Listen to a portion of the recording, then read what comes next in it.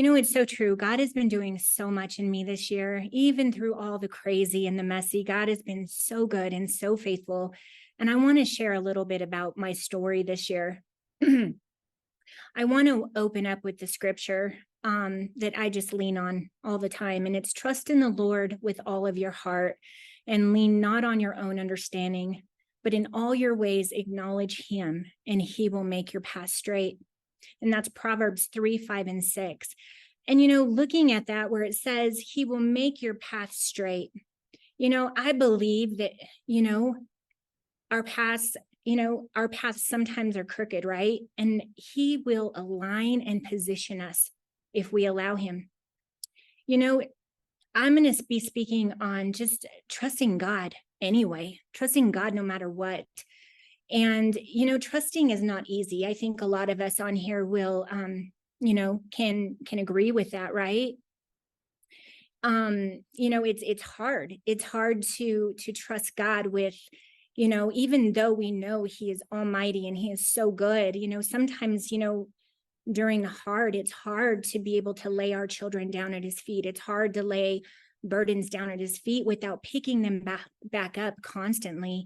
And so, he has been such a good father. And, trust is earned. And sometimes it's impossible to get back if it's broken, right?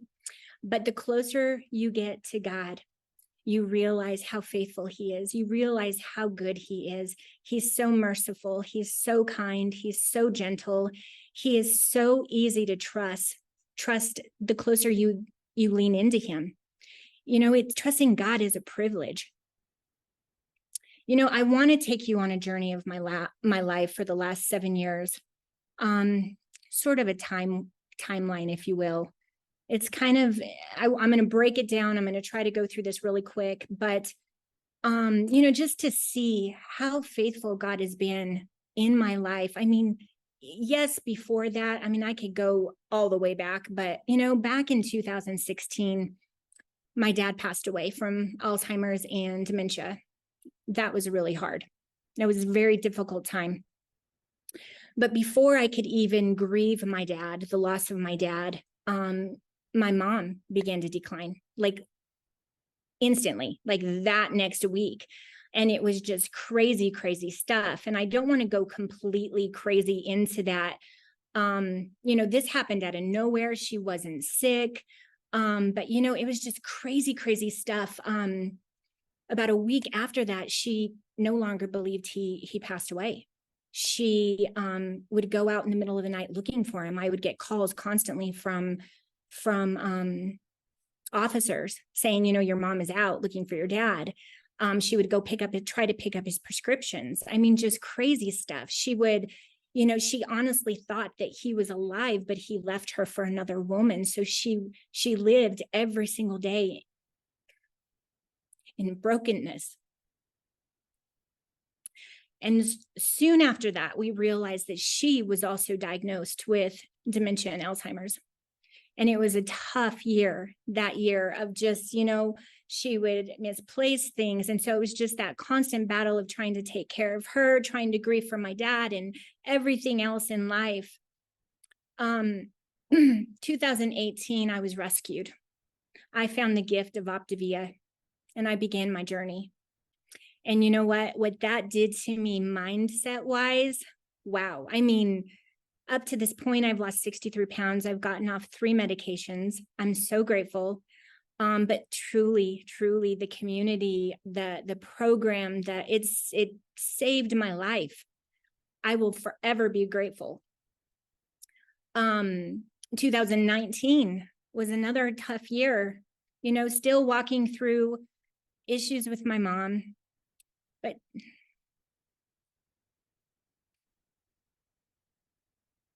2019, my daughter had been walking through a really dark season and she attempted suicide. And I'm the one that found her. And it was crazy because my husband I think he was hunting with my son and he had no signal, but all of a sudden he just felt this intense need that he needed to check on Jaden. And he called me And he's like, Shelly, where's Jaden? And I was just like, I have no idea. And I mean, she was in a dark place and we were constantly at each other and on edge. She was impossible in the moment. And I said, Jamie, I don't know where she is. I mean, we got into it this morning. I have no idea. And he was just, like, you got to check on her. Something is not right. I just feel it. You got to check. So I'm like, let me see if her car's here. Well, I look outside, I open the garage door and the smoke almost knocked me down. She had been in there, you guys, for over 40 minutes. She should not be here. It's a miracle that she is alive. But you know what? God had another plan for my daughter, and I'm so grateful. We walked through that. We loved her back to life. 2 years to the day after that, she found out she was pregnant with her first baby girl, and she named her Gracie because of God's abounding grace. And, she's doing good. She is the mama of 2 precious baby girls. She is an amazing mother. She is doing so well. She has an amazing husband, and they love the Lord so much, and I'm so grateful. So then let's go into 2020. 2020, first of all, I walked into that year very different. I had no idea about COVID yet, but I just, I dusted my feet off and said, okay, Lord, this is going to be a different year. Well, it was very different, right? We walked into COVID. I was no longer afraid of the mess that my healing would create. I was ready to unravel and unpack my bones. So I walked into that year just kind of ready for whatever the enemy had. I was ready.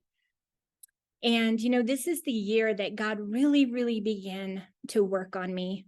I learned to listen, and I learned to be still, and I learned to let go. And y'all, I can take you in my bedroom to the foot of my bed where every single day that year you would find me. I have no idea. God was stirring in my heart and in my soul. And it was almost like an urgency. I began to cry out to God. And I remember banging on the carpet saying, God, I need you. I need you so desperately. I want you. I need you. And I remember it was almost like I just felt in my heart and in my spirit that something was about to happen. And I remember just pounding the floor saying, God, whatever it is, I don't want to be just a spectator. I want to be part of what you're going to be doing. I want to be part of this mission, whatever it is, whatever you have to do. I need you to walk with me. I need you to help me.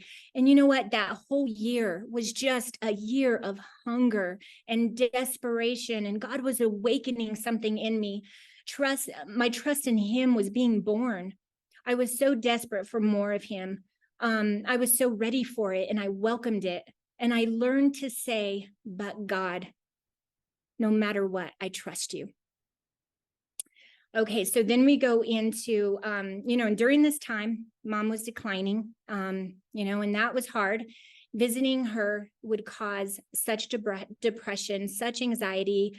Every single time I went to see her, I would come home and I would be stuck in bed for an entire week. I mean, it was just, I was already grieving her and she wasn't even gone. So then 2021, my mom passed away. And that was hard. August 2nd, that was one of the hardest days of my life. The next day, we just got back from convention. The next day, Dathan and my daughter Cameron came down with COVID.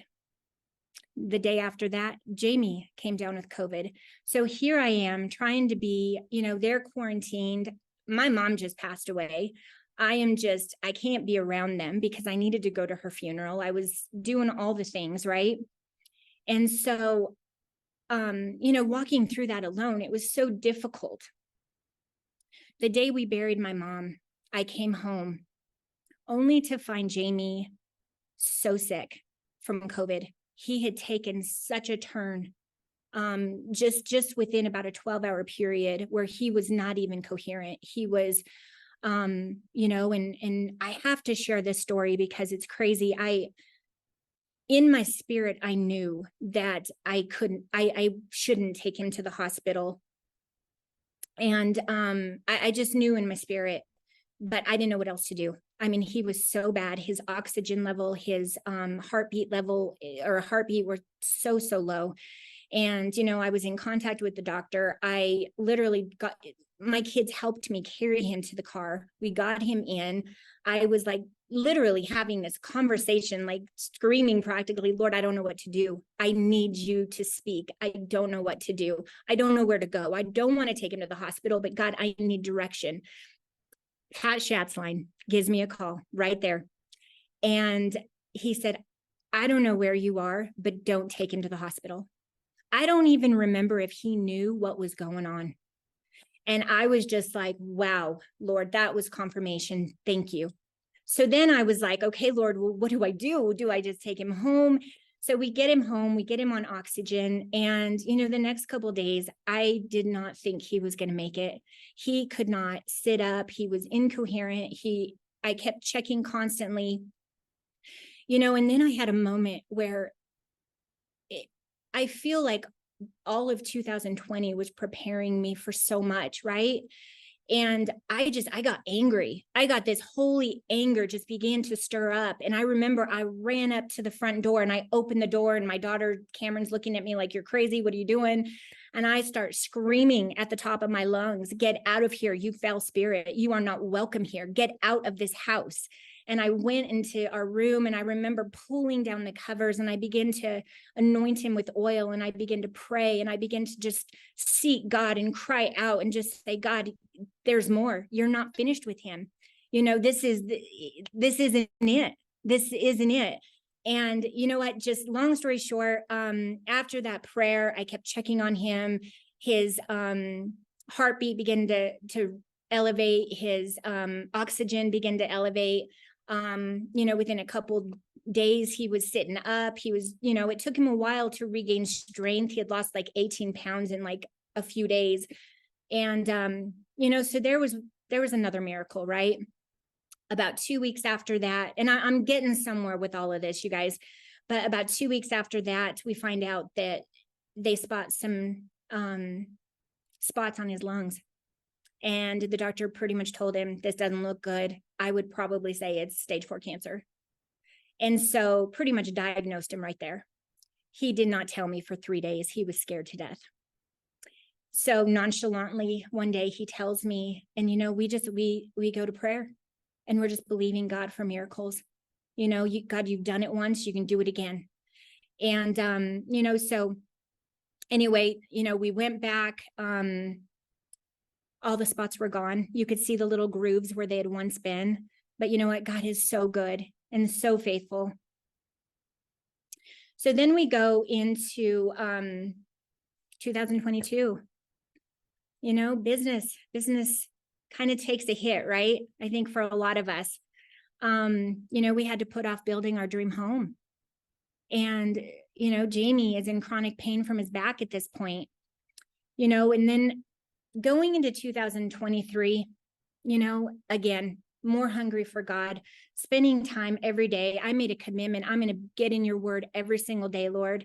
I'm going to, whatever it is, I want to know more about you. I want to truly know you, not just know about you, right? And so I began a journey of just diving into my word, and every single day. And I have not skipped a beat on that this year. And, just desperately seeking him. I became obsessed with learning more and more, and he had to become my priority over everything. And I say all of this because y'all, we've had some dark days. We've had some hard seasons. I know on here, maybe you're walking through it, but I want to remind you, Jeremiah 29:11, for I know the plans that I have for you, declares the Lord. Plans not to harm you, but to prosper you, to give you hope in a future. And if you go a little bit further, verse 13 says, you will seek me and you will find me when you seek me with all of your heart, right? Are you seeking him? And there's one thing I want to say too.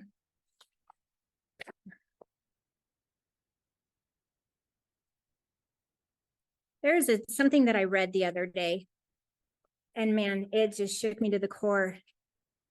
You know, the seed must die for a plant to grow. In order for life to grow from it, it must die. The life breaks free from the seed and sprouts into something new, leaving behind the shell of what once was.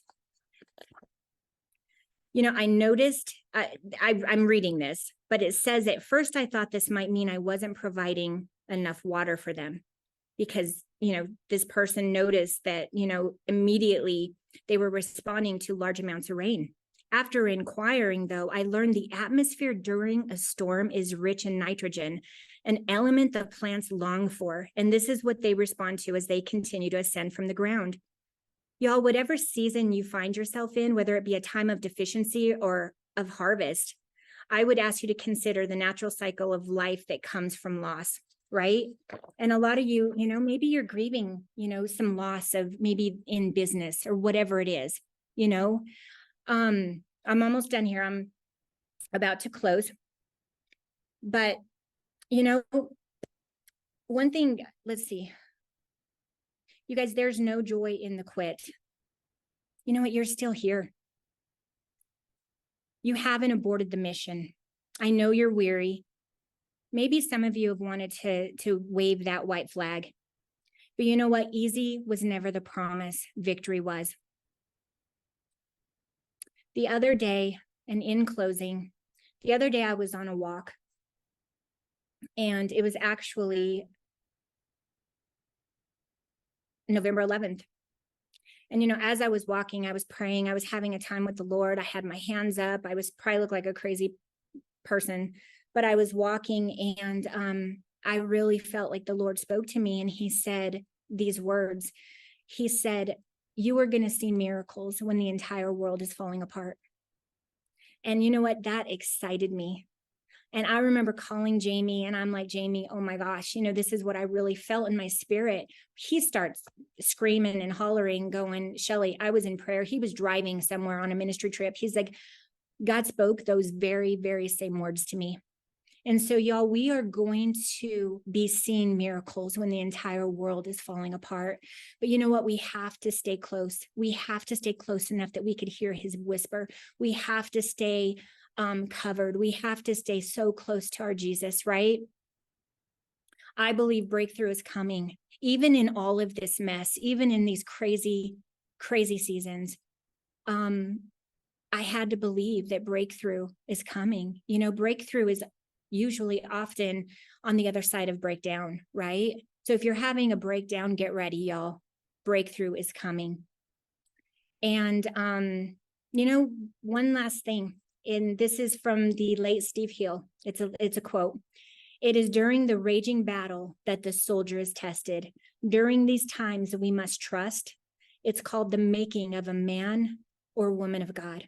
I have found that God does much of his work in secret. He uses the dark, difficult trials of our lives to make us vessels for his honor.